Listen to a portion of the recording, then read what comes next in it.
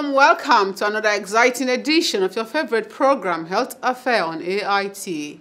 On the program, we'll focus on critical public health challenges, issues of women and children with a view to finding lasting solutions. My name is Oshuomowa Daniels, your host. Today, we shall be focusing on oral health care and its importance to general well-being. But before then, let's take it to our news segment. In line with the mission of St. Nicholas Hospital to serve the healthcare needs of community by providing comprehensive care to prevent illness, relieve suffering, restore health, and promote well-being, it has blazed the trail of regenerative medicine. Regenerative medicine is an exciting and revolutionary field of orthopedics designed to heal pains without surgery. It is an excellent option for sport injuries, sprains, strains, joint damage, and arthritis. Over the years, we've pioneered so many new things that we've brought to bear and to existence in our dear country, Nigeria. Many may not be aware that the first ever in vitro fertilization conception in the whole of Nigeria was actually conceived here in this hospital. This was well over 30 years ago, sometime in the 1980s, 1983, 84, thereabouts. Following that, the first ever intensive care facility to international standards was also established here in St. Nicholas Hospital. And all of 21 years ago, we actually also pioneered kidney transplants in the whole of the West African sub-region. I think we need to widen the horizon, and in this respect, recognizing that we now have an aging population, and progressively people are getting older. And as we are growing older, several degenerative illnesses are not unlikely to happen. We now know that we have many, many people who have degenerative joint disease.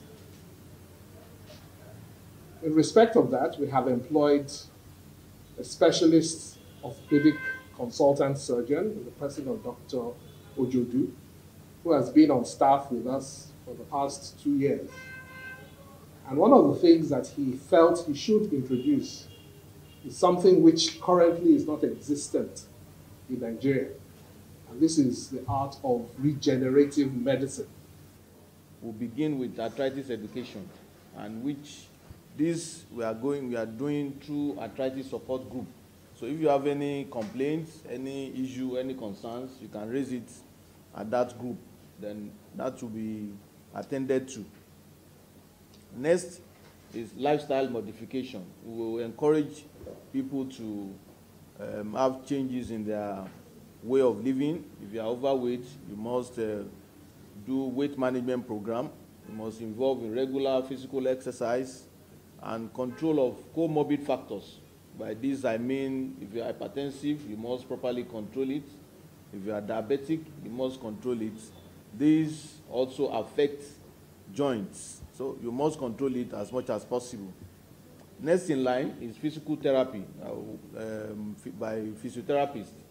So if you have knee pain, for example, apart from knowing that this condition is not a death sentence, and you are engaging in activities that will stimulate or enhance the muscular activities around the joints, you need to consult with the physiotherapist. The Regenerative Orthopedic Service at St. Nicholas Hospital is in conjunction with Dr. Ralph Rogers, a world-famous clinician in regenerative orthopedic sports medicine and urgent care at Rogers Regenerative Medical Group, Alder Street, London. Regenerative medicine is part of it. It is the future. But the future is happening right now in the way that I use the treatment. It challenges our dogma. It challenges the way that we think about medicine. This is really a big step. And yet, many of the treatments that I use have been around for many years. In fact, one of the treatments, which is called lipogems, the concept of using fat to heal yourself has been around over 100 years. Something new, something pioneering, and we're looking to expand, as Dr. Rogers has said, into Africa, and we're looking at all sorts of investments across the region. So do you suffer from knee, hip, back pain, any other thing that has to do with muscle, nerve spasm, and tennis elbow, tendinopathy, and musculoskeletal conditions. So regenerative medicine is a very exciting field of orthopedics, where you can use your own body to heal your own self. This particular therapy is being brought, and it's being brought to you, and it's very much available here in St. Nicholas Hospital. The World Health Organization, WHO, has identified cancer as a global public health concern, especially in developing countries like Nigeria. The risk of breast cancer is about 1 in every 25 women, and cervical cancer kills a woman every hour and almost 10,000 women in a year in Nigeria. These cancers are very preventable with the aid of regular screening and early treatment. It is in recognition of this strategy as a way to win the battle against cancer that the Lagos State government, through the Lagos State Lottery Board, is partnering with Optimal Cancer Care Foundation and others to offer free breast and cervical cancer screening for 1,000 women across 6 locations over a period of 5 months. The Lagos State government has identified 5 strategic locations to roll out this life-saving program, namely Lagos Island, Lekki, Ikorodu, Festac, Onigbongbo, and Ebute Metta in the first year of this campaign. During this free screening and early treatment project, beneficiaries will be empowered with cancer awareness screening and an opportunity to get treated early. The collective journey towards building a harmonized database for addressing credible gender-based violence data in the country started 15th of May 2020 when the UNDP, under the Spotlight Initiative, supported the launch of the National Gender-Based Violence Data Collection Tool to ease the dearth of GBV data in the country. This meeting, this workshop is very, very critical and it's very important because without data, you cannot do anything. These are variable facts that we need to support issues that pertain to gender-based violence. With data, we can be able to defend and address the issues. With the outbreak of the COVID-19 pandemic in 2020 that many say eroded previous gains in the fight against gender-based violence, speakers at the forum also suggested the need for more advocacy and reorientation of the male child. I would like everybody to know that when you find yourself in any of these situations, there's a number to call. It's 08000 333 333. Lagos has zero tolerance to all forms of violence. Start with the boys in schools and we begin to orient them. A true man takes care of women, loves women, helps women, supports women.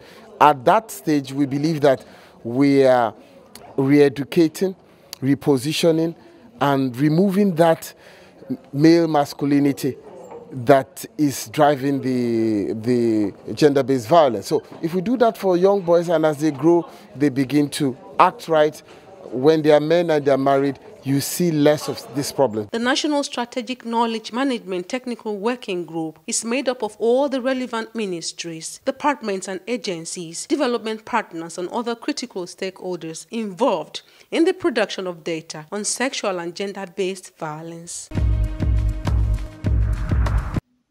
With the deteriorating security situation in Nigeria, increased cases of gender-based violence, child labor, rape of minors and lots more that have put the Nigerian child at a disadvantage compared to our peers in the developed countries, the hearts of these mothers, under the umbrella of the Federation of Women Lawyers Fida, Lagos chapter, yearns for justice, equity and fairness.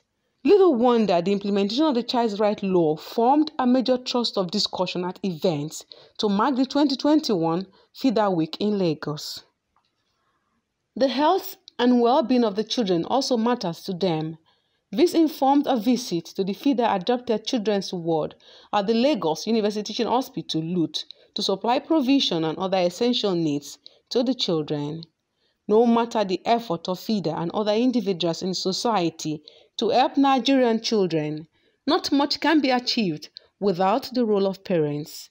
This informed the call by the chairperson Philomena Nnaji and her team to parents on waking up to their responsibility as the foundation. The week-long activities to mark the 2021 Fida Week in Lagos ended with a dinner on Saturday, the 19th of June. In attendance were Nofisat Odumosu, wife of the Lagos State Commissioner of Police, some members of the Lagos House of Assembly, and others. If you show me, make I know now. If you don't show me, make I know now. If you don't love me, tell me, make I know now.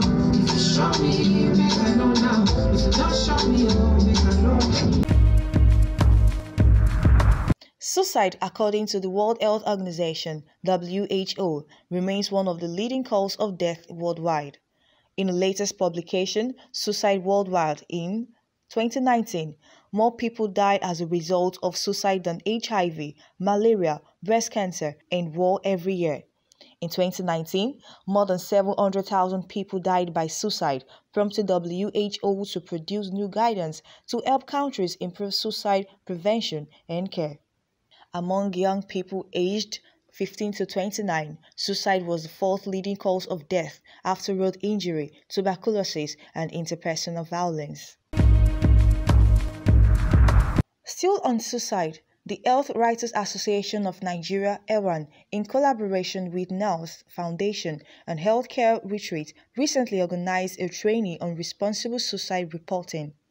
At the forum, speakers called for the establishment of national suicide prevention strategy, the need for media to stop glamorizing suicide, amongst others. More than 90% of people who commit suicide suffer from an associated physical or mental health condition. This may be chronic physical illness such as terminal cancer, painful conditions where the pain is almost impossible to bear or to control. The overwhelmingly significant correlation, of course, is with mental illness. That is, while some people with chronic physical illnesses commit suicide, the overwhelming majority of people with illness who commit suicide are the ones who have some diagnosable mental disorder. The commonest mental disorder associated with suicide is depression, and others are anxiety, panic disorder, schizophrenia, substance abuse. It's scary to note that it's one of the top 5. Suicide has been identified not only as an individual phenomenon, it is not just about the person who has died. There's a fact that there's a social and environmental impact. And that is what we're looking at today in my presentation. What's the social impact of suicide? I know Dr. Lubile already talked about some of our cultural practices and also religious practices. The fact that in some religion, if a person has died by suicide, they will not accord them the right of burial, of normal burial. They probably will bury them outside. There's also an increasing evidence. The reason why we're talking about the social impact is because there's an increasing evidence that the internet and social media, and I use the word internet and social media because in the last few years, we've seen a big move from both just print and electronic. So electronic media has moved from you just watching TV or listening to news on your radio or your TV. It's gone on to you being able to watch them on your device. So it's still on the internet. It's a fact that there's a lot of evidence that the social media and the internet absolutely influences suicidal behavior. And that's why we need to talk about it. We need to look at revamping the Coroner's Act and also having the National Suicide Prevention Strategy. That is really, really important. If we're not going to use the word suicide, then it means it's better not to report at all, because if you're not putting all these elements, the story is as good as dead.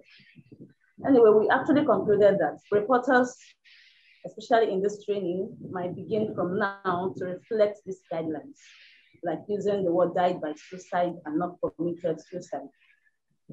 But we are not the final gatekeepers. We have editors, we have publishers, we have media owners who finally put out the story. If there's a way this conversation can continue with them, so that we don't get to report stories and at their end, they kind of remove some of all these followed guidelines and still push out the don'ts in the reportage of suicide. So we didn't actually conclude, but at least we want this conversation to continue, and also the organizers should find a way to also meet with news editors, the Guild of Editors, the NUJ, to continue this conversation so that we can have a uniform way of reporting suicide. There are things that we are seeking to change, and I think this is a good first step. And it needs to escalate, it needs to spread across, and capture other people, including the police and the hierarchy of the press. What you say? Of suicide.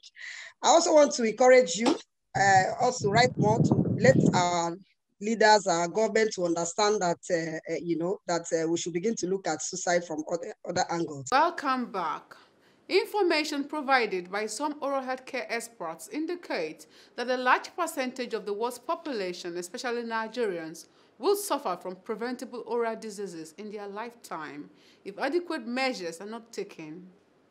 To reduce the burden of these diseases, I spoke with a consultant family dentist, Dr. Victor Nwabudike. Dr. Nwabudike is also the vice president of Nigerian Dental Association. He will be telling us about the challenges of oral health care in Nigeria, how to care for the mouth, and lots of other relevant things you need to know about oral health care. Oral health is that state of health that the mouth and all the associated structures like the tongue, the lips, the gum, the tonsils, even the floor of the mouth, the mucosa, generally all associated structures are in good condition such that you can perform the function with your mouth or the functions required of your mouth without any stress or inhibition. So that ideal state of health of the oral environment where you can perform the required functions like chewing, talking, kissing, laughing, any function you are meant to carry out with your mouth when it is done without inhibition, that represents an ideal state of oral health. So it's very important that every human being considers the mouth as priority and take care of it. Now, how would you rate the attitude of Nigerians as regards their oral health care? Well, there are a lot of factors that may be responsible to what I would call the very poor attitude of Nigerians to issues concerning oral health. You can't blame people. There are a lot of competing demands. People have not even had enough to eat, to do the basic things, then they are even contemplating oral health issues. And the thing about oral health conditions, they start very slowly. They may not hit the patient hard immediately. Like for instance, what we call tooth decay, that dental caries, could start as a small discoloration. We call it white spots. You can see an area, a portion on your enamel, that's the attachment of the tooth. There's a spot. And that spot you saw there is a product of demineralization, the loss of mineral that strengthens the enamel as a result of acids in the mouth. That spot, if left unchecked, will progress to cavitation. And it will take an average of about 3 years, if not more, for that cavity from that spot lesion level to get to frank cavitation into the dentin. So you can see the time it takes. So patients may not consider it a priority because they have limited resources and they have huge demands in terms of their daily need. So people generally have poor attitude to health. I'm not holding brief for anybody who does that, but that is why we are doing this. That people should be aware that you don't have to wait for your conditions to get to that chronic stage, or life-threatening stage before you take care of it. You understand? Generally, the attitude of Nigerians are very poor to oral health issues. Some of them resort to self-medication. They do all manner of unthinkable things, all in a bid to get relief from oral health, not knowing that they are even causing more damage or harm to themselves by such harmful practices. So what are some of the common oral problems that will come down with or the present at the hospital? The commonest one, if you ask me, is tooth decay, which we call dental caries. I think it is said to be the commonest disease afflicting man. The next one is gum disease, and in gum disease there are two legs of it. The initial stage is called gingivitis. It can progress to periodontitis, and then you can have things like halitosis, which we refer to as mouth odor. There are oral ulcers. You have cancers. You even have cystic formation. There are several conditions that affect human beings. There are even some other oral medicine conditions like xerostomia. There is even this loss of taste and smell, and other related conditions really that could afflict one in the mouth. So many. There are so many. Oral cancers are there, and the commonest when you talk about the oral environment is called squamous cell carcinoma.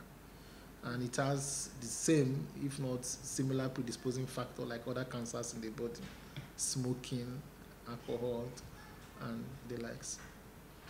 So for general care of the mouth, what would you advise people to do to care for their mouth? Well, to care for the mouth, you start by identifying what the problems are. Because like we talked about tooth decay, for instance, you need to know what are those factors that are responsible for the initiation of that decay process. When you are aware of these causes, then it becomes easy for you to take care of them. You have to brush morning and the last thing before you go to bed.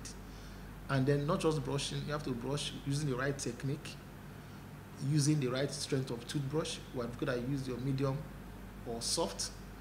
And then you have to brush within the right duration, and then your toothbrush you have to change at least on the average after about 3 months on when the bristles begin to fray. So once you do that, you've taken care of another aspect in reducing the bacteria load in your mouth.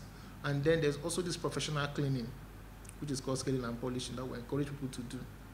It's very important that you do that, because they are very difficult or hard to reach areas in your mouth that your toothbrush cannot get to. That way, in the clinic, a dental professional, referred to as therapist, can help you professionally clean those difficult to reach areas and remove or at least reduce the load of bacteria in your mouth. They will encourage, apart from brushing, you should use dental floss. It's very important that you floss in between your teeth too. Understand? So that again will help. Now, what can government do to improve access to oral health care? Awareness is still very poor.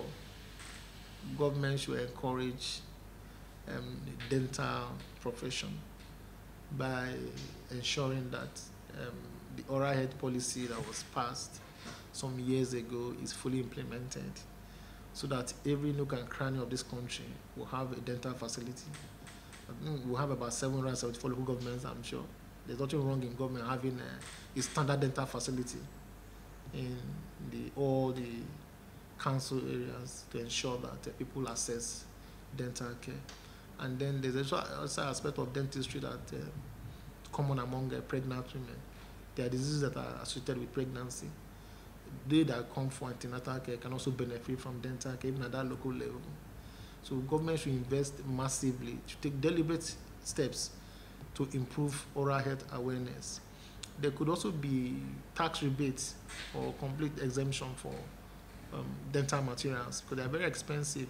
A lot of them are imported, So build more dental facilities, create awareness, sponsor programs, partner with the association of professionals in that area so that awareness can be created. A lot of people, even some who have the means to access health care, oral care, don't even know what to do. A lot of them are aware. You see big directors. I've gone to places, when I see big people and I look into their mouth, I'm like, this person, money is not your problem. But they don't know what to do. Not many people are aware that they need to even go to the dentist to go and do scaling and polishing, which is washing of the teeth. So a lot of people are their problem is ignorance. So government should to rev up advocacy. Let there be enough enlightenment for people. Let those at the helm of affairs, the policymakers, show some interest in dentistry and oral health. So there's nothing like complete, total, perfect health of the body if you don't consider oral health a priority. Then the insurance, this NHIS insurance scheme should incorporate dentistry, as a primary care provider. That way people can access it, and then it will go a long way in helping people to enjoy better health. Thank you very much for coming on the show. We appreciate you.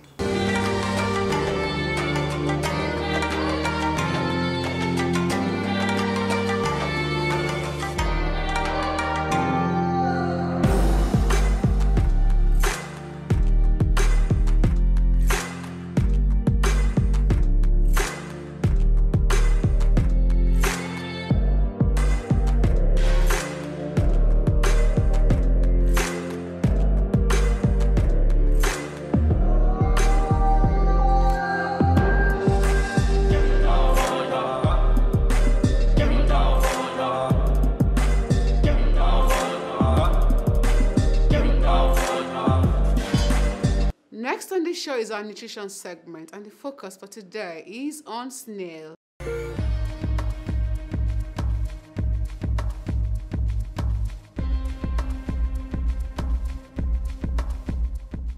Snails constitute a major ingredient in most cuisines in many countries of the world.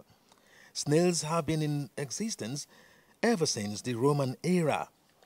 They were picked up and fattened in small gardens until they reached a stage suitable for consumption. In the beginning of the Middle Ages, snails enjoyed the advantage of being considered neither fish nor meat, hence making them ideal food to be consumed during Lent. Snails are a great source of lectin, possesses anti-cancer properties, and helps in boosting the immune system. Snails are rich in collagen and elastin, which is beneficial for the treatment of skin diseases and broken bones. The venom extracted from the ocean snail is highly beneficial for people suffering from addictions, depression, and Parkinson's disease. Snail contains protein, 16.1 grams, water, 79.2 grams, carbohydrate, 2 grams, cholesterol, 50 milligrams, fat, 1.4 grams, omega-3 fatty acids, 218 milligrams, calcium, 10 milligram, iron, 3.5 milligram, phosphorus, 272 milligrams. The nutritional facts about snails could go on and on.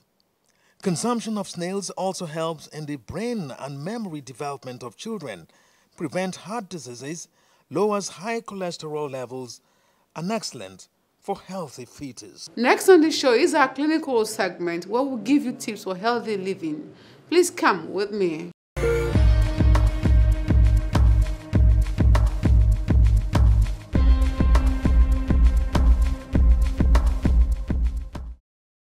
The first stage for burns is once there is a running, open the tap, running water to cool the area for about 5 to 10 minutes. Just keep cooling it immediately. An example is if you say, oh, there's fire, you are still looking for egg to pour, that hot temperature remains, and then it will be causing deeper burn injury. Unlike immediately there's burn, you put underwater and it starts cooling the temperature. That heat, instead of the contact period being very hot, being for a prolonged period, it will reduce drastically with the cooling of that part. If one is involved in a fire, and as you run, the oxygen continues to fuel the fire as you run. So to break that cycle of the oxygen fueling the fire, you stop, you drop and roll. So that will, stop the oxygen that is fueling the fire to quench the fire.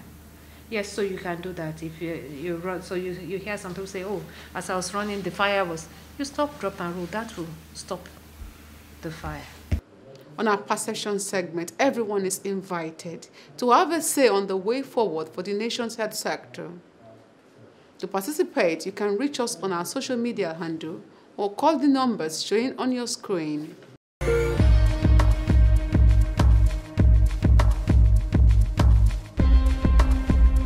Things to work with, of basic allowances, of poor remuneration. These are things we fought over in the 90s, in the 80s. And there are still things that are still challenging the health sector today.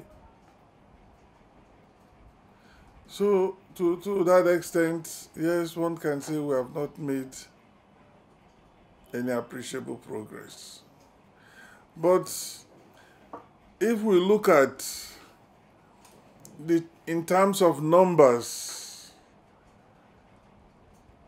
then we have made some progress. We have more teaching hospitals today. We have more federal medical centers today. We have more general hospitals today that are functional. We have more of every cadre of health sector worker today. The professors, the consultants, the postgraduate students or residents, the numbers are much higher than what they were before. This is where we draw the curtain on the show today. Please join us next week. My name is Oshomo Daniels, and I always like to remind you that your health is your wealth, so pay attention to it.